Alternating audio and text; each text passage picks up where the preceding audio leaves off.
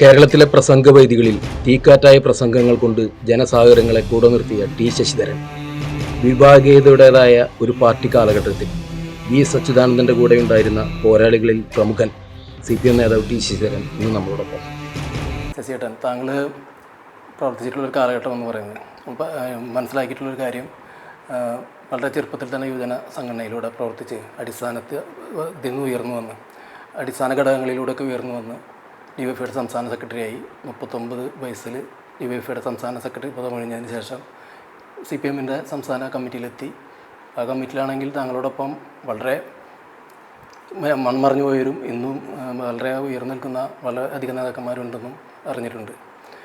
അതിനുശേഷം ഒരു 17 വർഷം സജീവമല്ലാത്തൊരവസ്ഥ ഉണ്ടായിരുന്നു എന്നുകൂടി അറിയാം. ആ കാലഘട്ടത്തെക്കുറിച്ച്, ആ സംസ്ഥാന കമ്മിറ്റി അംഗമായിരുന്ന ആ ഒരു കാലഘട്ടത്തെക്കുറിച്ച് എന്താണ് ഓർത്തു വയ്ക്കുന്നത്? നമ്മുടെ ഈ DYFIയുടെ സംസ്ഥാന സെക്രട്ടറി ആവുന്നത് 2000-ലാണ് കാഞ്ഞങ്ങാട് വെച്ച്.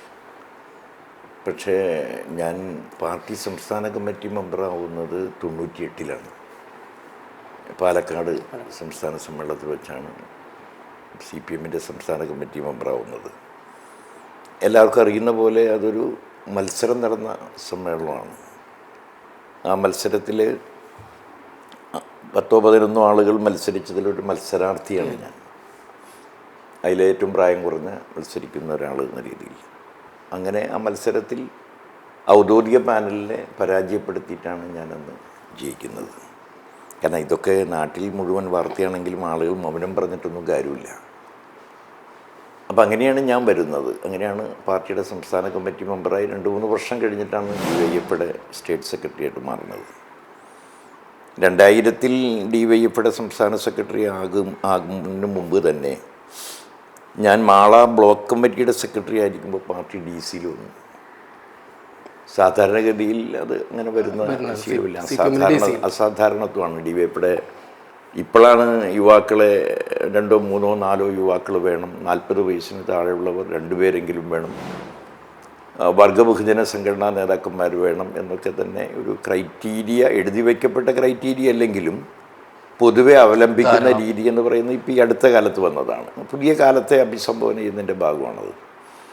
പക്ഷെ പണ്ടങ്ങനെയൊന്നുമില്ല. പണ്ട് അങ്ങനെ നിർബന്ധമായി 2 ചെറുപ്പക്കാർ വേണമെന്നോ അതേമാതിരി 40 വയസ്സിന് താഴെയുള്ളവർ വേണമെന്നോ ഒന്നുമില്ല. അന്ന് ഞാൻ മാള ബ്ലോക്ക് സെക്രട്ടറിയും DYFIയുടെ ജില്ലാ ജോയിൻറ്റ് സെക്രട്ടറി ആക്കുന്ന സമയത്താണ് ഏതാണ്ട് 89-ൽ ആണ് എന്നെ ജില്ലാ കമ്മിറ്റിയിൽ വരുന്നത്.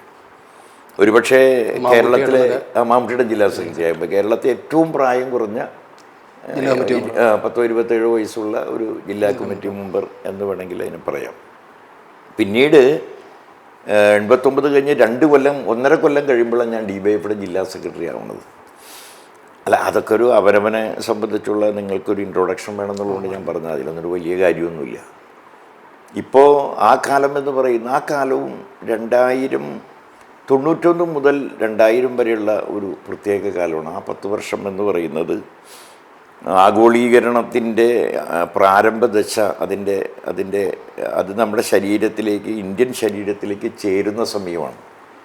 അപ്പോൾ അന്നൊരു ചെറിയ പനിയേ ഉള്ളൂ അതിന്. എന്നുവെച്ചാൽ ആഗോളീകരണം നമ്മുടെ ഏത് രോഗാണുക്കളും നമ്മുടെ ശരീരത്തിലേക്ക് വന്ന് ചേരുമ്പോൾ ഉണ്ടാകുന്ന ഒരു പനിയാണ്. ആ പനി തുടങ്ങിയ കാലത്താണ് ഞാൻ DYFIയുടെ സ്റ്റേറ്റ് സെക്രട്ടറി ആവുന്നത്.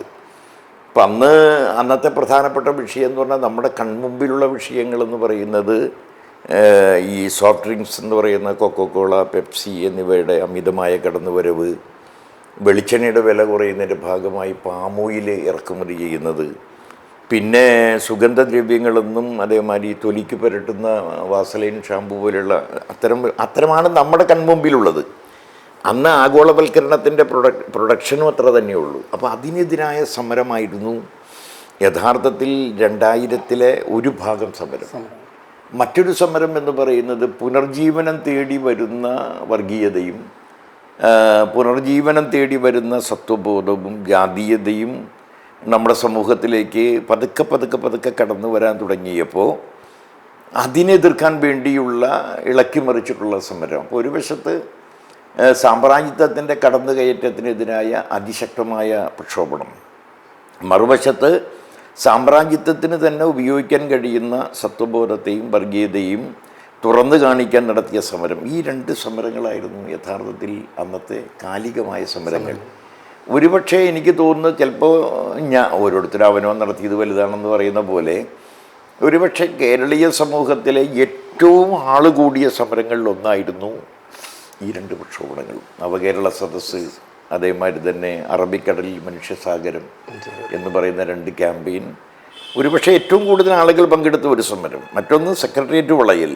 എല്ലാ ജില്ലകളിൽ നിന്നും ആളുകൾ നടന്നു വന്ന് 2-3 ദിവസമൊക്കെ തന്നെ കാസർഗോഡ് നിന്നും കണ്ണൂരിൽ നിന്നൊക്കെ ആളുകൾ നടന്നു വന്ന് തിരുവനന്തപുരത്തെത്തി. തിരുവനന്തപുരത്തെ സെക്രട്ടേറിയറ്റ് മാർച്ച് എന്ന് പറയുന്നതും അതിശക്തമായ പ്രക്ഷോഭണമാണ്. അപ്പോൾ ഭരിക്കുന്ന സംസ്ഥാന ഗവൺമെൻറ് നടപ്പിലാക്കാൻ ശ്രമിക്കുന്ന സാമ്രാജ്യത്വ ഏകീകരണത്തിന്, പ്രത്യേകിച്ചും ഗ്ലോബൽ ഇൻവെസ്റ്റേഴ്സ് മീറ്റ് പോലെയുള്ള അന്നൊക്കെ നമുക്കറിയുന്ന കാര്യങ്ങളെ സംബന്ധിച്ചുള്ള പ്രക്ഷോഭണങ്ങളും മറ്റും കാര്യങ്ങളുമായിരുന്നു അന്ന്. 3 വർഷമല്ലേ DYFയുടെ സ്റ്റേറ്റ് സെക്രട്ടറി ആയിട്ടിരുന്നുള്ളൂ ആ കാലത്ത് നടന്നു. അല്ല, അന്ന് സംസ്ഥാന കമ്മിറ്റിയിൽ ആദ്യമായിട്ട് വരുമ്പോൾ അപ്പോൾ ആ കമ്മിറ്റികളിലൊക്കെ EMS വരെ ഉണ്ടായിരുന്നു എന്ന് കേട്ടിട്ടുണ്ട്. അന്ന് ഉണ്ടായിരുന്ന പ്രമുഖരായിരിക്കും അന്ന് EMS, അതേമാതിരി നായനാർ, VS അച്യുതാനന്ദൻ, ബാലാനന്ദൻ, KN രവീന്ദ്രനാഥ്, അവരെല്ലാം പാലക്കാട് സമ്മേളനത്തിൽ വെച്ച് KN രവീന്ദ്രനാഥൊക്കെ തോറ്റുപോയി. അതെല്ലാം കേരള രാഷ്ട്രീയത്തിൽ തന്നെ സംഭവിച്ച വലിയ പിഴവായിട്ട്, വ്യക്തിപരമായി പിഴവായിട്ട് കാണുന്ന ആളാണ് ഞാൻ. എന്ന് പറഞ്ഞാൽ ഈ രവീന്ദ്രനാഥ് എന്ന് പറയുന്ന ഒരു മനുഷ്യൻ എങ്ങനെയാണ് അദ്ദേഹത്തെ വിലയിരുത്തേണ്ടതെന്നൊന്നും എനിക്ക് പറയാൻ പറ്റില്ല. ഒരുപക്ഷെ വിരൽത്തുമ്പിൽ പോലും മാന്യതയുണ്ടായിരുന്ന മനുഷ്യൻ. അതാണ്, വിരൽത്തുമ്പിൽ പോലും മാന്യതയുണ്ടായിരുന്ന ഒരു വലിയ മനുഷ്യൻ. ഒരിക്കലും നേതൃത്വത്തിൽ നിന്ന് വിട്ടുപോകാൻ ഇടവരാൻ പാടില്ലാത്ത ആളായിരുന്നു. പക്ഷെ അതൊക്കെ സംഭവിച്ചു. അതൊക്കെ ഈ പാർട്ടിയുടെ ഭൂതകാലത്ത് നടന്ന ഒരുപാട് സംഭവ പരമ്പരകളിൽ സംഭവിച്ചു പോയതാണ്. പക്ഷെ അവരൊക്കെ സ്റ്റേറ്റ് കമ്മിറ്റിയിൽ പരാജയപ്പെട്ടിട്ടും കേന്ദ്ര കമ്മിറ്റി മെമ്പർ എന്ന രീതിയിൽ കുറച്ചു കാലമൊക്കെ അവിടെ ഉണ്ടായിരുന്നു. അപ്പോൾ ഇവരെല്ലാം അടങ്ങുന്ന ഒരു സ്റ്റേറ്റ് കമ്മിറ്റി, ഒരു പയ്യൻ മൈസൂർ വൃന്ദാവനൊക്കെ പോയി കാണുമ്പോൾ ഉണ്ടാവുന്ന ഒരു ആകാംക്ഷയും, അതേമാതിരി തന്നെ ഒരു ഇതുണ്ടല്ലോ, നമ്മൾ അതിശയപൂർവം ദൈവമെന്നൊക്കെ കരുതുന്ന EMS ദൈവമെന്നൊക്കെയാണ് നമ്മൾ കരുതുക. എന്ന് പറഞ്ഞാൽ EMS കുളിക്കുന്നതും EMS ബാത്റൂമിൽ പോകുന്നതും ഒന്നും ഉണ്ട് എന്ന് വിശ്വസിക്കുന്ന പ്രായമല്ലാതെ EMS ഒക്കെ ഒരു സാധാരണ മനുഷ്യനാണെന്ന് കാണാൻ കഴിയാത്ത തരത്തിൽ ചിന്തിക്കുന്ന ഒരു പ്രായമുള്ളൂ ഒന്ന്. അപ്പോൾ EMS ഒക്കെ ദൈവം എന്നിങ്ങനെ ഇരിക്കല്ലേ. അപ്പോൾ അതാണ് ഞാൻ പറഞ്ഞ, ഒരു പയ്യൻ സ്കൂളിൽ നിന്ന് മറ്റേ എക്സ്കർഷന് പോകുമ്പോൾ മൈസൂർ വൃന്ദാവന് ചെല്ലുമ്പോൾ കാണുന്ന നമ്മൾ കാണാത്ത പല പൂവുകളും കാണുമ്പോൾ അതിശയിച്ച് നിൽക്കുന്ന പോലെയുള്ള ഒരു അന്തരീക്ഷം, അത്രേ ഉള്ളൂ. പിന്നീട് അതുമായി ബന്ധപ്പെട്ടുകൊണ്ട് നമ്മൾ മുന്നോട്ട് പോകുമല്ലോ, അത് അത്രയേ ഉള്ളൂ. പിന്നെ അന്ന് ആ കമ്മിറ്റിയിൽ ആദ്യമായിട്ട് വന്ന ആളുകളിൽ ഇപ്പോഴത്തെ മന്ത്രി ബാലഗോപാൽ, പിന്നെ P ജയരാജൻ, MP ജയരാജൻ, അങ്ങനെ വലിയൊരു നിര തന്നെ പാർലമെന്റ് രംഗത്തൊക്കെ വളരെയധികം പദവികൾ വഹിച്ചുകൊണ്ടിരിക്കുന്ന വളരെയധികം ആളുകൾ അന്നുണ്ടായിരുന്നില്ല. P ജയരാജൻ, നമ്മുടെ ദിനേശ് മണി, പിന്നെ CK സദാശിവൻ, മേഴ്സിക്കുട്ടിയമ്മ, പിന്നെ മത്തായി ചാക്കോ, ഇവരെല്ലാം ആ കാലത്ത് വന്നവരാണ്. കുറേ ചില പേർ മത്സരിച്ച് വന്നവരും ചില പേർ അന്ന് B രാജൻ അന്ന് വന്ന ആളാണ്. അന്ന് കമ്മിറ്റിയിലേക്ക് വന്ന ആളുകളൊക്കെയാണ്. അവരൊക്കെ പാർട്ടി എന്ന് പറയുന്നത് ആകെ 140 സീറ്റല്ലേ നിയമസഭയിലുള്ളൂ. അതിൽ ഒരു 70-80 ആളുകൾക്കല്ലേ CPM-ന് നിൽക്കാൻ പറ്റുള്ളൂ. അപ്പോൾ എല്ലാം ഈ പാർട്ടിയിൽ എത്ര നേതാക്കന്മാരാണുള്ളത്. അപ്പോൾ ഈ 80-ന് നിൽക്കാൻ നിൽക്കുന്നത് തന്നെ ജയപരാജയങ്ങൾ ഈ വ്യക്തിയിൽ എങ്ങനെയാണ്, ആ വ്യക്തിയെ കൊണ്ട് എങ്ങനെയാണ് പരാജയത്തെ കുറച്ചെങ്കിലും ഒഴിവാക്കാൻ കഴിയുക, അയാളുടെ പോപ്പുലാരിറ്റിയും അയാളുടെ ആകർഷണീയതയും അല്ലെങ്കിൽ അയാൾക്ക് തിരഞ്ഞെടുപ്പ് രംഗത്തുള്ള അയാളുടെ സ്വാധീനവും എങ്ങനെയാണ് ആ ഒരു വ്യക്തിക്ക് വിജയിക്കാനും പരാജയപ്പെടുത്താനും ഒറ്റയ്ക്ക് കഴിയില്ലെങ്കിൽ പോലും പരാജയത്തിൽ വ്യക്തി എന്ന രീതിയിൽ എങ്ങനെ അതിന് മറികടക്കാൻ എന്തെങ്കിലും സ്കില്ലുള്ള ഒരാളും കൂടി നോക്കിയിട്ടായിരിക്കുമല്ലോ തിരഞ്ഞെടുപ്പ് മത്സരിക്കുന്നത്. ശശിയേട്ടൻ മത്സരിച്ചത് ഇരിഞ്ഞാലക്കുട നിയമസഭാ തെരഞ്ഞെടുപ്പിൽ 2001 തെരഞ്ഞെടുപ്പിൽ ശശിയേട്ടൻ്റെ അപരൻ ഭൂരിപക്ഷത്തെക്കാളും തോറ്റ സംഖ്യയേക്കാൾ കൂടുതൽ വോട്ട് നേടി ആണല്ലോ ഉണ്ണിയേട്ടൻ ആദ്യമായിട്ട് അവിടെ ജയിക്കുന്നത്. ആ തെരഞ്ഞെടുപ്പിൽ തീർച്ചയായിട്ടും സ്വാഭാവികമായിട്ട് CPM-ന് ഒരു വലിയ രീതിയിൽ ആളുകൾ ജയിച്ചു വന്ന തെരഞ്ഞെടുപ്പിൽ ചേട്ടൻ എന്തെങ്കിലും പരാതി പാർട്ടിയിൽ ബോധിപ്പിക്കുകയോ ആർക്കെങ്കിലും എതിരെ നടപടി എടുക്കുകയൊക്കെ ചെയ്തിട്ടുണ്ടോ? ഇല്ല, ഞാൻ അതിനൊരു പരാതിയൊന്നും കൊടുത്തില്ല. എന്ന് വെച്ചാൽ നമ്മൾ ഏത് പരാതി കൊടുക്കുമ്പോഴും ഞാൻ ജയിക്കാൻ അർഹനാണെന്നും ഞാൻ തോറ്റതെല്ലാം എൻ്റെ കുഴപ്പം കൊണ്ടല്ലെന്നും തോന്നുമല്ലോ. ഒന്ന്. രണ്ടാമത്തെ കാര്യം, അന്ന് സംസ്ഥാനത്ത് 40 സീറ്റാണ് ഇടതുപക്ഷ മുന്നണിക്ക് ആകെ കിട്ടിയുള്ളൂ. അന്ന് മഹാനിൽ മഹാനായ BS പോലും വിജയിക്കുന്നതും കോടിയേരി ബാലകൃഷ്ണനെ പോലെ അന്തരിച്ചു പോയ പ്രഗത്ഭനായ കമ്മ്യൂണിസ്റ്റ് നേതാവ് വിജയിക്കുന്നതൊക്കെ ആയിരക്കണക്കിന് വോട്ടിനല്ല, എന്നുവെച്ചാൽ അധികം വോട്ടിനല്ല ജയിക്കുന്നത്. നമ്മളന്ന് ചാത്തന്നൂർ, അതേമാതിരി തന്നെ മറ്റേ ഇവിടെയുള്ള കൊടുങ്ങല്ലൂർ, അതേമാതിരി തന്നെ കരുതാകപ്പള്ളി തുടങ്ങിയ സ്ഥലങ്ങളിലൊക്കെ ആദ്യമായി ഇടതുപക്ഷം വേണ്ടി പരാജയപ്പെടുന്ന ഒരു തെരഞ്ഞെടുപ്പാണ്. ഇരിഞ്ഞാലക്കുട അതിനു മുമ്പും പരാജയപ്പെട്ടിട്ടുണ്ട്. പരാജയപ്പെട്ട് ഇടയ്ക്ക് ജയിക്കും, ഇടയ്ക്ക് പരാജയപ്പെടും. പിന്നെ ലോനപ്പന്നമ്പാടം മാഷ് വന്നതിന് ശേഷമാണ് ഒരു തുടർച്ചയായ വിജയം ഇടതുപക്ഷം മുന്നണിക്കുണ്ടായത്. ആ തെരഞ്ഞെടുപ്പിൽ ഈ ഗവൺമെൻറ് വിരുദ്ധ വികാരങ്ങൾ നല്ലവണ്ണം ഉണ്ടായി. എന്നാൽ ആ ഗവൺമെൻറ് വിരുദ്ധ വികാരങ്ങളെയും മറികടക്കാൻ എനിക്കും ഇടതുപക്ഷ മുന്നണിക്കും കഴിയുമായിരുന്നു. അത് ഏതാണ്ട് 3000-ൽ പരം വോട്ടാണല്ലോ അന്ന് അപരൻ എന്ന് പറയുന്ന ശശിധരൻ പിടിച്ചത്. അതിലൊരു 200 വോട്ട് നമ്മുടെ ഒരു മുഴുവൻ വോട്ടും നമ്മുടെയാണ്. അതിൽ നിന്നൊരു 200 വോട്ടും കൂടി ഇടതുപക്ഷ മുന്നണിക്ക് കിട്ടിയെങ്കിൽ ഇടതുപക്ഷ മുന്നണി 100 വോട്ട് ജയിക്കും. അന്നൊരു കാര്യം പറഞ്ഞത് അറിഞ്ഞിട്ടുണ്ടായിരുന്നു. കാരണം എന്ന് വെച്ച് കഴിഞ്ഞാൽ ഇതുപോലെ ഒരു സുഹൃത്തിനോട് സംസാരിച്ചപ്പോൾ ഒരു നേതാവ് 242 അസംതൃപ്തരായ CPM നേതാക്കളുടെ പേരും അഡ്രസ്സും ഉണ്ണിയാടന് കൈമാറി എന്നുള്ള കാര്യം, വളരെ വസ്തുതാപരമായിട്ട് കാര്യങ്ങൾ സംസാരിക്കുന്ന ഒരാൾ അടുത്ത ദിവസം കൂടി ഞങ്ങളൊരു രാഷ്ട്രീയം ചർച്ച ചെയ്തപ്പോൾ പറയുണ്ടായിരുന്നു. അപ്പോൾ അന്ന് അങ്ങനെ ഒരു തെരഞ്ഞെടുപ്പ് പൊതുവിലൊക്കെ വിശ്വസിക്കപ്പെടുന്നത് അന്ന് തെരഞ്ഞെടുപ്പിൽ വിജയം വേണ്ടതായിരുന്നു, അനിവാര്യമായിരുന്നു, അർഹതയുണ്ടായിരുന്നു തന്നെയാണ് മനസ്സിലാക്കുന്നത്. എല്ലാ അർഹതയ്ക്കും അംഗീകാരം കിട്ടിക്കൊള്ളണമെന്നില്ല, ഒന്ന്. രണ്ടാമത്, പല ഊഹാപോഹങ്ങളും കേൾക്കുന്നുണ്ട്. അവരിൽ പലവരും ഇന്ന് പാർട്ടിയിലില്ല. അത്തരം പ്രവർത്തനങ്ങളൊക്കെ സംഘടിപ്പിച്ചു എന്ന് പറയുന്ന ചില ആളുകൾ ഇന്ന് പാർട്ടിയില്ല, ചില ആളുകൾ ഇന്ന് പാർട്ടിയിൽ ഇപ്പോൾ ഉണ്ടാനും. പക്ഷേ നമ്മളതൊക്കെ ഒരു ഊഹാപോഹത്തിൻ്റെ അർത്ഥമേ അതിനുള്ളൂ. പരാജയപ്പെട്ടവർ എപ്പോഴും ഇങ്ങനെയൊക്കെ ആയിരിക്കും പരാജയപ്പെട്ട എന്നാണ് ധരിക്കുക. അല്ല, നമ്മുടെ പാർട്ടിക്ക് അത് കണ്ടുപിടിക്കാൻ കഴിഞ്ഞിട്ടുമില്ല. പാർട്ടി അങ്ങനെ ഒരു അന്വേഷണം നടത്തിയില്ല. അന്വേഷണം പാർട്ടി സംഘടനാ രീതി അനുസരിച്ച് നമുക്കൊരു നിഗമനത്തിലെത്താൻ കഴിയുക ഒരു അന്വേഷണത്തിൻ്റെ അടിസ്ഥാനത്തിൽ ഒരു കമ്മീഷൻ കണ്ടുപിടിക്കുന്ന കാര്യങ്ങളാണല്ലോ. അതുവരെ അതില്ലാത്തിടത്തോളം കാലം ഏത് തെറ്റ് ചെയ്തവനും ഇരുന്ന് ചിരിക്കുന്നുണ്ടാവും. തെറ്റ് ചെയ്തിട്ടുണ്ടെങ്കിൽ, എനിക്കറിയില്ല, തെറ്റ് ചെയ്തിട്ടുണ്ടെങ്കിൽ അവരൊക്കെ ഇരുന്ന് ചിരിക്കുന്നുണ്ടാവും, ഇയാളെ നന്നായി ഞാൻ തോൽപ്പിക്കാൻ കഴിഞ്ഞു എന്നുള്ളത്. നിങ്ങൾ ഈ പറയുന്ന കാര്യം ഞാനും കേട്ടിട്ടുള്ള കാര്യമാണ്, പലവരെ സംബന്ധിച്ചുള്ളത്. പക്ഷെ ഞാനതിനൊന്നും വലിയ ഗൗരവമായി എടുത്തില്ല. അത്രയേ ഉള്ളൂ. തോറ്റതായിട്ട് അംഗീകരിക്കുക, അത്രയേ ഉള്ളൂ. ഈ ഒരു വലിയൊരു കാലഘട്ടം സംസ്ഥാന കമ്മിറ്റിയിൽ നിന്ന് പുറത്ത് വന്നതിന് ശേഷം ഒരു 17 വർഷത്തോളം താങ്കളെ അറിയുക പത്രങ്ങളിലൊക്കെ വരുന്ന ചില വാർത്തകളാണ്. വീണ്ടും സജീവമാകാൻ കഴിയുന്നില്ല. ആ ഒരു കാലഘട്ടത്തിൽ പാർട്ടി പ്രവർത്തനമൊക്കെ എങ്ങനെയാണ് നടത്തിയിരുന്നത്? പാർട്ടി പ്രവർത്തനം എന്ന് പറയുന്നത് 2007-ലാണല്ലോ എന്നെ സസ്പെൻഡ് ചെയ്യുന്നത്.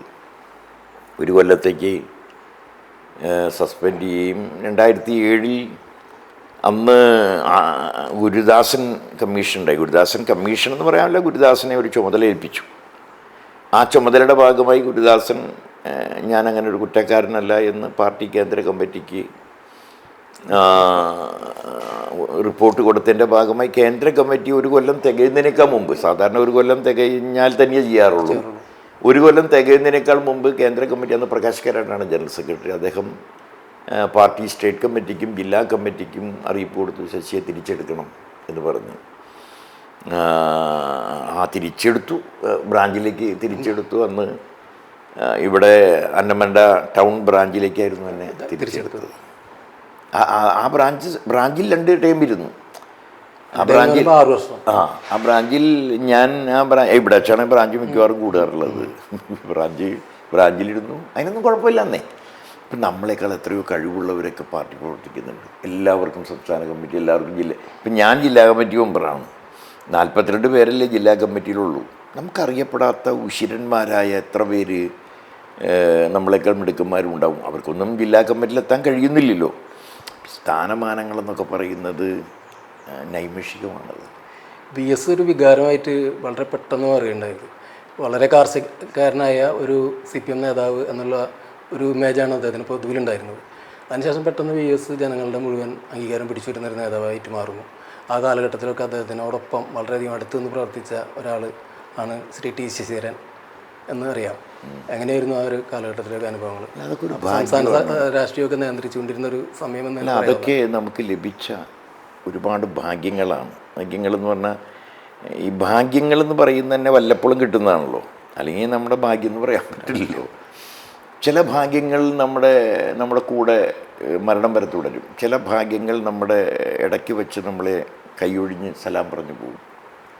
VS ബന്ധപ്പെടാൻ കഴിഞ്ഞതും EMS ഒരുമിച്ച് പൊതുയോഗത്തിൽ പ്രസംഗിക്കാൻ കഴിഞ്ഞതും യെച്ചൂരിയുമായും പ്രകാശ് കരാട്ടുമായിട്ടൊക്കെ തന്നെ പലപ്പോഴും DYFയുടെ സ്റ്റേറ്റ് സെക്രട്ടറിയൊക്കെ ആയിരുന്ന സമയത്ത് പ്രസംഗിക്കാൻ കഴിഞ്ഞതും VS രാഷ്ട്രീയത്തിനോടൊപ്പം VSനോടൊപ്പം നിൽക്കാൻ കഴിഞ്ഞതൊക്കെ വലിയ ഭാഗ്യങ്ങളാണ്. VS ഒരു അറുത്തുമുറിച്ച് നിലപാട് സ്വീകരിക്കുന്ന ആളിൽ നിന്ന്, പാർട്ടി സംസ്ഥാന നേതാവിൽ നിന്ന് പ്രതിപക്ഷ നേതാവെന്ന് പറയുന്നതിലേക്ക് മാറുന്നതോടുകൂടി പ്രതിപക്ഷ നേതാവിൻ്റെ ചുമതലയാണ് അദ്ദേഹം നിർവഹിച്ചത്. എന്ന് പറഞ്ഞാൽ ഗവൺമെൻറ്റിനെ അകാരണമായി വിമർശിക്കാതിരിക്കുകയും കാരണം വരുമ്പോൾ ഗവൺമെൻറ്റിനെ വിമർശിക്കുകയും ഗവൺമെൻറ് നടത്തുന്ന പിടിപ്പുകേടുകൾ, വികൽപ്പമായ നിലപാടുകൾ, ഗവൺമെൻറ് സംരക്ഷിക്കുന്ന അഴിമതി, ഇതിനെല്ലാം തുറന്നു കാണിക്കുക എന്നതാണ് പ്രതിപക്ഷ നേതാവിൻ്റെ ചുമതല എന്ന് പറയുന്നത്. അല്ലാതെ നിയമസഭയിൽ ഗവൺമെൻറ്റിനെതിരായി എല്ലാ മന്ത്രിമാർക്കും എതിരായി വായ തോന്നിയ പോലെ ഇങ്ങനെ അഴിമതി ആരോപണം ഉന്നയിക്കുന്നതിന് ഒരു തെളിവുമില്ലാത്ത അല്പ ദിവസങ്ങളിൽ മാത്രം ജീവനുള്ള ചില ആരോപണങ്ങൾ ഉന്നയിക്കുന്നത് കൊണ്ട് ഇന്നത്തെ ദൃശ്യമാധ്യമങ്ങളിലൊക്കെ അത് വരുമെങ്കിലും ഒരു പ്രതിപക്ഷ നേതാവിൻ്റെ ചുമതല എന്ന് പറയുന്നത് നിഷ്കർഷിച്ച് കാര്യങ്ങൾ മനസ്സിലാക്കി ചന്ദനം കളവ് പോകുന്നു, ചന്ദനം വെട്ടുന്നു എന്നറിയുമ്പോഴേക്കും ചന്ദന കേന്ദ്രങ്ങളിലേക്ക് എത്തുക. അതേമാതിരി തന്നെ പെൺകുട്ടികളെ, കൊച്ചുകുട്ടികളെ പോലും മറ്റേ ലൈംഗിക ചൂഷണങ്ങൾക്ക് വിധേയമാക്കുന്ന ആദിവാസി മേഖലകളിലേക്ക് ഓടിയെത്തുക. മറ്റേ ഇടുക്കിയിലെ സമരം നടക്കുമ്പോൾ ഒറ്റപ്പെട്ടു പോയ പെൺകൂട്ടായ്മയുടെ പ്രശ്നം ധിക്കാരപരമായ സമീപനം ടാറ്റയുടെ മാനേജരും മുതലാളിയും കാണിക്കുമ്പോൾ, ഇവർ മാത്രമാണെന്ന് ധരിച്ച് കാണിക്കുമ്പോൾ ഇല്ലില്ല അവർ പാർട്ടിയൊന്നല്ലെങ്കിലും അവരുടെ കൂടെ ഞങ്ങൾ ഉണ്ടാകുമെന്ന് പറഞ്ഞ് ഓടിച്ചെല്ലുക. ഇങ്ങനെ മതികെട്ടാൻ മലയിലേക്ക് 80-84 വയസ്സിൽ കയറുക, ഇതൊക്കെ എന്ന് പറയുന്നതാണ് പ്രതിപക്ഷ നേതാവിൻ്റെ ചുമതലകളിൽപ്പെടുന്നത്.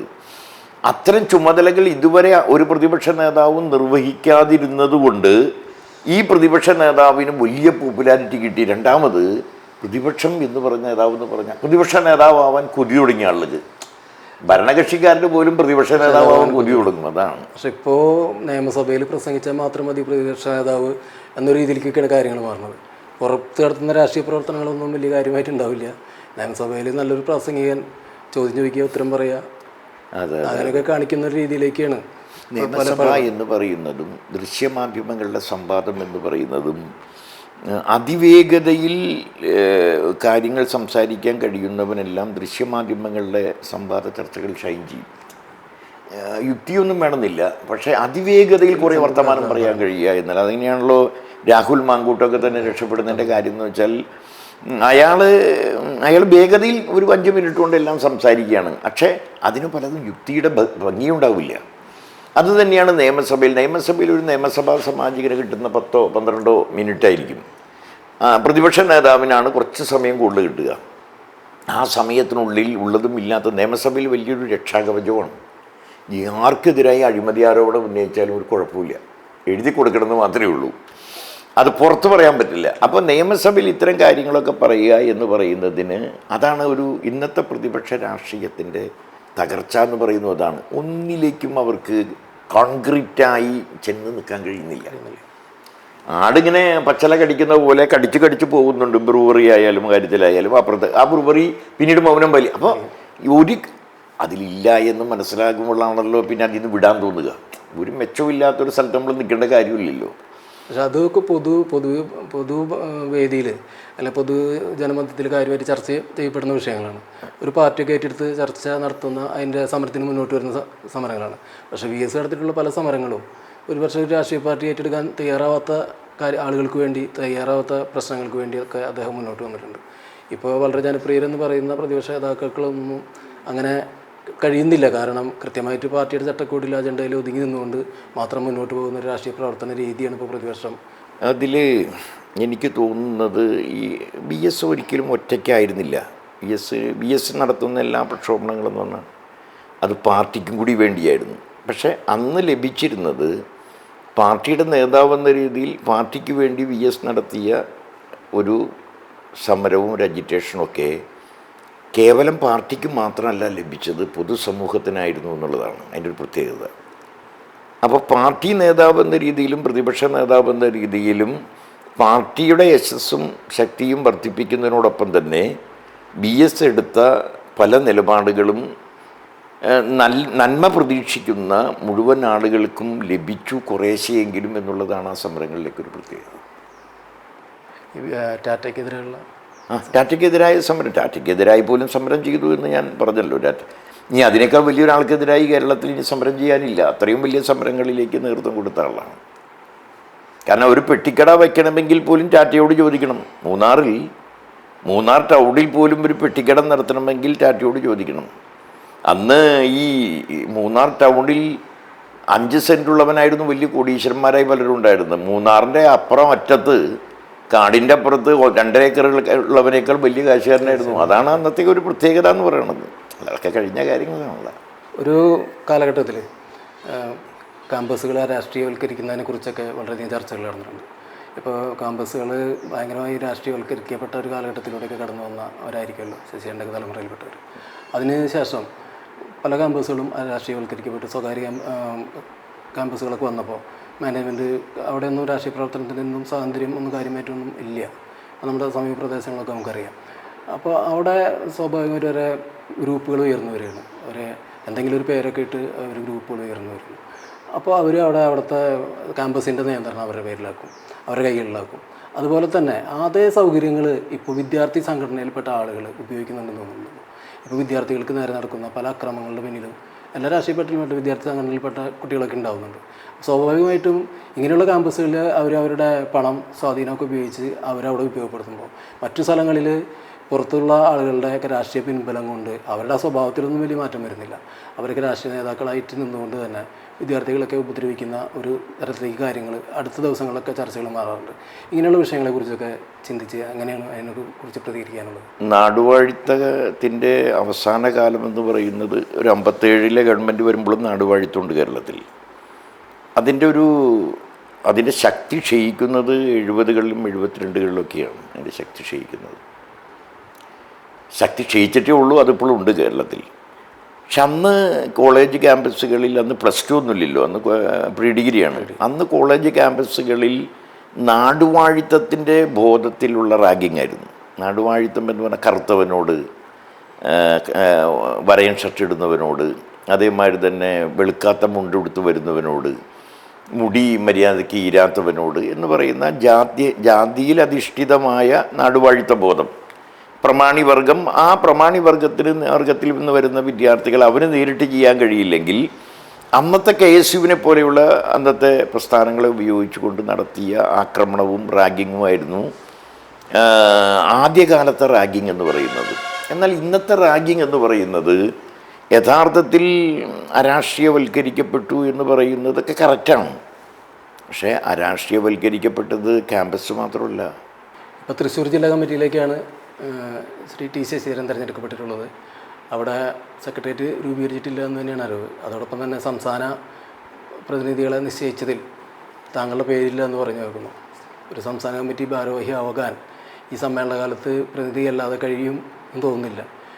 ഒരുപക്ഷെ വളരെയധികം ആളുകൾ കേരളത്തിൽ അങ്ങോളം ഇങ്ങോളം താങ്കൾ അങ്ങനെ ഒരു പദവിയിലേക്ക് വീണ്ടും എത്തുമെന്ന് കരുതി കാത്തിരിക്കുന്നവരുണ്ടാകാം. എന്താണ് ഇതിനെക്കുറിച്ച് സ്വയം തോന്നിയിട്ടുള്ളൊരു കാര്യം? അപ്പോൾ അതിലെന്താ ഉത്തരം എന്ന് പറയുന്നത്, 32 ആളുകളെയാണ് സംസ്ഥാന സമ്മേളന പ്രതിനിധികളായി തിരഞ്ഞെടുക്കാൻ കഴിയുള്ളൂ. 32 ആളുകളിൽ 42 ആളുകൾ പാർട്ടി ജില്ലാ കമ്മിറ്റിയിലുണ്ട്. 32 ആളെ അതിൽ നിന്ന് എടുക്കാൻ പറ്റുള്ളൂ. അപ്പോൾ അതിൽ നിന്ന് ഒഴിവാക്കാൻ എളുപ്പം കഴിയുന്ന ആളുകൾ എന്ന് പറഞ്ഞാൽ ഒന്നില്ലെങ്കിൽ അയാൾ ഏരിയ സെക്രട്ടറി ആണെങ്കിൽ അയാളെ കൊണ്ടുപോകേണ്ടി വരും. അയാൾ ഒരു ക്രൈറ്റീരിയയിൽ പെടുന്നതാണ്. പിന്നെ കഴിയണമെങ്കിൽ അയാൾ ജില്ലാ സെക്രട്ടേറിയറ്റ് മെമ്പറായിരുന്ന ആളായിരിക്കണം. അതും കഴിയുന്നതാണ്. അല്ലെങ്കിൽ അത്രയേറെ പോപ്പുലറായ ആളായിരിക്കണം. രവീന്ദ്രനാഥ്, നമ്മുടെ സി രവീന്ദ്രനാഥിനെ പോലെ വിദ്യാഭ്യാസ മന്ത്രിയായിരുന്ന ആളെപ്പോലെ. അപ്പോൾ ആ 32-ൽ പെടാനുള്ള ഒരു യോഗ്യതയും അർഹതയും എനിക്കുണ്ടെന്ന് എനിക്ക് തോന്നുന്നില്ല. സ്വയം തോന്നുന്നില്ല. ആ 32-ൽ ഈ വന്നവർ തന്നെയാണ് ഏറ്റവും ശരിയായ അർഹതപ്പെട്ടവർ എന്ന് എനിക്ക് തോന്നുന്നു. അല്ലെങ്കിൽ ഞാൻ അർഹനല്ല എന്ന് പാർട്ടി തീരുമാനിച്ചിരിക്കുന്നു. ആ പാർട്ടി തീരുമാനത്തിൻ്റെ ഒപ്പമാണ് നമ്മൾ നിൽക്കുന്നത്. ഇപ്പോൾ തൃശ്ശൂർ ജില്ലയിൽ മൊത്തം ഇനി പ്രസംഗിക്കാൻ സംസ്ഥാനം മുഴുവനും നടന്ന് പ്രസംഗിച്ചിട്ടുള്ള ആളെന്നറിയാം. ഒരു പക്ഷേ അടുത്ത കാലഘട്ടത്തിലൊക്കെ ഏറ്റവും അധികം ഇപ്പോൾ 17 വർഷത്തിൽ ഒരു ഗ്യാപ്പ് ഉണ്ടെങ്കിൽ കൂടി ആ കാലഘട്ടത്തിനിടയ്ക്കൊക്കെ വളരെയധികം ആളുകൾ സ്വാധീനിക്കാനും ആ പ്രസംഗത്തിൻ്റെ പേരിൽ വളരെയധികം ചെറുപ്പക്കാരെ കൂടെ നിർത്താനും കഴിഞ്ഞിട്ടുള്ള ഒരാളാണ് ശ്രീ ടി ശശിധരൻ എന്നറിയാം. അപ്പോൾ സാധാരണയായിട്ട് ഇനി പ്രസംഗങ്ങളുടെ ഒരു പെരുമഴക്കാലം വരികയാണ്. കാരണം തെരഞ്ഞെടുപ്പ് വരുന്നു, പഞ്ചായത്ത് തെരഞ്ഞെടുപ്പ് വരുന്നു.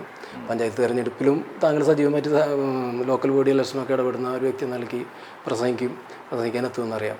അതിനൊപ്പം ഒക്കെ അപ്പുറം വരുന്നൊരു തെരഞ്ഞെടുപ്പാണ് നിയമസഭാ തെരഞ്ഞെടുപ്പ്. ഈ നിയമസഭാ തെരഞ്ഞെടുപ്പ് സമകാലിക രാഷ്ട്രീയമായിട്ട് ബന്ധപ്പെട്ട് എടുക്കുകയാണ്. അപ്പോൾ ഈ സമകാലിക രാഷ്ട്രീയത്തെക്കുറിച്ച് ശശിധരൻ ഇപ്പം എന്താണ് പറയാനുള്ളത്? 2025 അവസാനമാണല്ലോ പഞ്ചായത്ത് തിരഞ്ഞെടുപ്പ് വരുന്നത്. ആ പഞ്ചായത്ത് തിരഞ്ഞെടുപ്പിൽ ഇടതുപക്ഷ മുന്നണിക്ക് തന്നെ മുൻതൂക്കം കിട്ടുമെന്നാണ് ഞാൻ പ്രതീക്ഷിക്കുന്നത്, അല്ലെങ്കിൽ ഞാനടങ്ങുന്ന പാർട്ടി പ്രതീക്ഷിക്കുന്നത്. കാരണം അതൊക്കെ ഒരു കാലത്ത് നമ്മൾ പഞ്ചായത്ത് തദ്ദേശ തിരഞ്ഞെടുപ്പിൽ വല്ലാതെ തകർന്നിട്ടില്ല ഇടതുപക്ഷ മുന്നണി. അതിൻ്റെ കാരണം ഇടതുപക്ഷ മുന്നണിയുടെ ശക്തി കൊണ്ട് മാത്രമല്ല, ഈ ഗ്രാമങ്ങളിൽ താരതമ്യേന അഴിമതിരഹിതമായ ഒരു ഭരണത്തിന് കഴിയുന്നത് ഇടതുപക്ഷ മുന്നണിക്കാണെന്നും താരതമ്യേന മാന്യന്മാരും കൊള്ളാവുന്നവരുമാണ് ഈ ഇടതുപക്ഷ മുന്നണി കാൻഡിഡേറ്റായിട്ട് നിർത്തുന്നതെന്നും ഉള്ളതൊക്കെ കൊണ്ട് തന്നെ അവരുടെ തറവാട് മഹിത്വമല്ല ആളുകൾ നോക്കുന്നത്, അവർ കൊള്ളാവുന്നവരാണ് എന്ന് മനസ്സിലാക്കുകയും പിന്നെ രാഷ്ട്രീയം കൂടി ചേരുമ്പോഴാണല്ലോ പഞ്ചായത്ത് തിരഞ്ഞെടുപ്പിലെ വിജയം എന്നൊക്കെ പറഞ്ഞ്. ജില്ലാ പഞ്ചായത്താകുമ്പോൾ കുറച്ചും കൂടി രാഷ്ട്രീയം ഉണ്ടാവും. അപ്പോൾ അതിലൊക്കെ ഇടതുപക്ഷ മുന്നണിക്ക് തന്നെയാണ് മേൽക്കൈ ഉണ്ടാവാൻ കഴിയുന്നതും അങ്ങനെയാണ്. കാരണം പഞ്ചായത്തിലെ ഈ തദ്ദേശ ഭരണം കഴിഞ്ഞ 4 വർഷക്കാലത്തെ ഭരണം എന്ന് പറഞ്ഞാൽ മിക്കവാറും എല്ലാ പഞ്ചായത്തുകളും അതിശക്തമായ നിലപാട് സ്വീകരിക്കുകയും വികസന നിലപാടുകൾ കൊണ്ടുവരികയും വെള്ളം കുടിക്കാൻ മാത്രമേ കൃഷിക്കാവശ്യമായ വെള്ളത്തിൻ്റെയും മറ്റു കാര്യങ്ങളിൽ വീട് നിർമ്മിച്ചു കൊടുക്കുന്ന കാര്യത്തിൽ, ചെറിയ ചെറിയ സ്ഥലങ്ങളിലേക്ക് പോലും റോഡ് നിർമ്മിച്ചു കൊടുക്കുന്ന കാര്യത്തിൽ, ആളുകൾക്ക് 10-15 ആളുകൾക്കാണെങ്കിലും പണി കൊടുക്കുന്ന കാര്യത്തിലൊക്കെ തന്നെ സാമാന്യേന മെച്ചപ്പെട്ട നിലവാരം പുലർത്തുന്നതായിരുന്നു ഇടതുപക്ഷ മുന്നണിയുടെ പഞ്ചായത്തുകൾ. അതിന് ലഭിച്ച പണവും അങ്ങനെ തന്നെയാണ്. അപ്പോൾ ഇനിയും ഒരു പഞ്ചായത്ത് തെരഞ്ഞെടുപ്പിൽ ഇടതുപക്ഷ മുന്നണിക്ക് തന്നെയായിരിക്കും മേൽക്കൈ എന്നാണ് ഞാൻ വിശ്വസിക്കുന്നത്. നിയമസഭാ തെരഞ്ഞെടുപ്പ് വരുമ്പോൾ കുറച്ചും കൂടി രാഷ്ട്രീയമുണ്ടാവും. അപ്പോൾ ആ രാഷ്ട്രീയത്തിൽ എത്ര നല്ല കാര്യം ചെയ്താലും ഭരണവിരുദ്ധ വികാരങ്ങളും ഉണ്ടാവും. ഇനി മാവേലി സ്റ്റോറിൽ ഇഷ്ടംപോലെ സാധനങ്ങൾ വന്നാൽ അതിൽ ഉഴുന്നും പരിപ്പ് ഉണ്ടായില്ല എന്ന് പറയും. ഇനി മാവേലി സ്റ്റോറിൽ വേറെ സാധനം ഉഴുന്നും പരിപ്പ് വന്നാൽ പറയും കടല വേപാത്താണെന്ന് പറയും. ഇങ്ങനെ ഒരുപാട് ഭരണവിരുദ്ധ വികാരങ്ങളെ അതിവേഗതയിൽ ഇളക്കി വിടാൻ കഴിയും ആ കാലത്ത്. എന്നാലും ഈ ഭരണവിരുദ്ധ വികാരങ്ങളെയും കവച്ചു വെച്ച് മുന്നോട്ട് പോകാൻ കഴിയുന്ന ജനകീയ പ്രവർത്തനം നടത്തിയാൽ മുന്നോട്ട് വന്നിട്ടുണ്ടെന്നാണ് എൻ്റെ വിശ്വാസം. കാരണം ഈ ഗവൺമെൻറ്റാണ് യഥാർത്ഥത്തിൽ അതിവർഗീയതയെയും അമിതവർഗീയതയെയും മതാന്തതയെയും തടയുന്നതിൽ മുഖ്യ ചുമതല വഹിക്കുന്നത് എന്ന് കാണാൻ നമ്മുടെ സമൂഹത്തിന് കഴിയുമെന്നാണ് ഞാൻ പ്രതീക്ഷിക്കുന്നത്. അപ്പോൾ ആദ്യത്തെ ലോക്സഭാ തിരഞ്ഞെടുപ്പിൽ 1 സീറ്റാണ് അന്ന് കിട്ടിയത് ആരിഫിന്.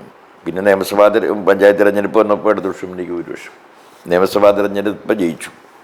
ഇപ്പോൾ ഇതാ അടുത്ത നിയമസഭാ തിരഞ്ഞെടുപ്പ് വരുമ്പോൾ ഇതേ പാറ്റേൺ തന്നെയാണ് കേരളത്തിലുണ്ടാവാൻ കഴിയുക. കേരളത്തിലെ ജനങ്ങൾ പഞ്ചായത്തിനോട് എങ്ങനെയാണ് ചെയ്യേണ്ടത്? ലോക്സഭയിൽ ഈ CPM എന്ന് പറയുന്ന ആകെ 52 സീറ്റിൽ മത്സരിക്കുന്ന ആളുകൾ അവർക്കൊരിക്കലും BJPക്ക് ബദലാകാൻ കഴിയില്ല എന്നൊരു തോന്നൽ അവർക്കുണ്ടാവുകയാണ്. ഈ 52-60 ആളുകളിൽ 60 ആൾ ജയിച്ചാലും ഭൂരിപക്ഷം ഉണ്ടാവില്ല. അപ്പോൾ അതിന് നല്ലത് ഏതാണ്, പറ്റിയത് ഏതാണ് എന്ന് നോക്കിയിട്ടാണ് കോൺഗ്രസിന് അനുകൂലമായ നിലപാടായി ലോക്സഭയിലേക്ക് വരുന്നത്. തിരിച്ച് നിയമസഭയിലേക്ക് തിരഞ്ഞെടുപ്പ് വരുമ്പോൾ അതേ ജനം തന്നെ ചിന്തിക്കുന്നത് എങ്ങനെയാണെന്ന് വെച്ചാൽ കുറച്ച് നല്ല കാര്യം ചെയ്യാനും BJP വിരുദ്ധ നിലപാട് സ്വീകരിക്കാനും സമാധാനപൂർവ്വമായി ജീവിക്കാൻ. നിയമസഭാ തെരഞ്ഞെടുപ്പിലും ഇടതുപക്ഷ മുന്നണി തന്നെയാണ് വിജയിക്കാൻ സാധ്യത എന്നാണ് ഞാൻ വിശ്വസിക്കുന്നത്. ഒരു തെരഞ്ഞെടുപ്പിൽ മാത്രമേ മത്സരിച്ചിട്ടുള്ളൂ ശശിയേട്ടൻ. ആ തെരഞ്ഞെടുപ്പിലാണെന്നുണ്ടെങ്കിൽ ഞാനും സൂചിപ്പിച്ചു, ശശിയേട്ടൻ അങ്ങനെ സൂചിപ്പിച്ചില്ല. ഒരു തെരഞ്ഞെടുപ്പിൽ വിജയിക്കേണ്ട ഒരു തെരഞ്ഞെടുപ്പായിരുന്നു എന്ന് തന്നെയാണ് വിശ്വസിക്കുന്നത്. ആ ഒരു തെരഞ്ഞെടുപ്പല്ല, ഇനിയും തെരഞ്ഞെടുപ്പിൽ മത്സരിക്കാൻ കഴിയണം. അതോടൊപ്പം തന്നെ പാർട്ടിയിൽ കൂടുതൽ ഉന്നതമായ പദവികളും വഹിക്കാൻ കഴിയണം താങ്കൾക്ക്. കാരണം താങ്കളിലേക്ക് നോക്കി നിൽക്കുന്ന, അല്ലെങ്കിൽ താങ്കൾ ഉറ്റു നോക്കുന്ന വലിയൊരു സമൂഹം ചെറുപ്പക്കാരുടേതുണ്ട്. താങ്കളുടെ പാർട്ടിയിലുണ്ട്, മറ്റു പാർട്ടിയിൽപ്പെട്ട ആളുകളൊക്കെ. കേരളത്തിൽ ഒരു പക്ഷേ CPM വളരെയധികം ഒരു വാർത്ത ഒരു പത്രത്തിലോ അല്ലെങ്കിൽ ഒരു ചാനലിലൊക്കെ വന്നു കഴിഞ്ഞാൽ ഏറ്റവും അധികം ശ്രദ്ധിക്കപ്പെടുന്നത് താങ്കളെക്കുറിച്ചുള്ളൊരു വാർത്തയ്ക്ക് കാതോർക്കാൻ ആളുകളുണ്ട്. തീർച്ചയായിട്ടും ഇത്രയും സമയം ഞങ്ങളോടൊത്ത് ചെലവഴിച്ചതിന് നന്ദി ശശിയേട്ടൻ.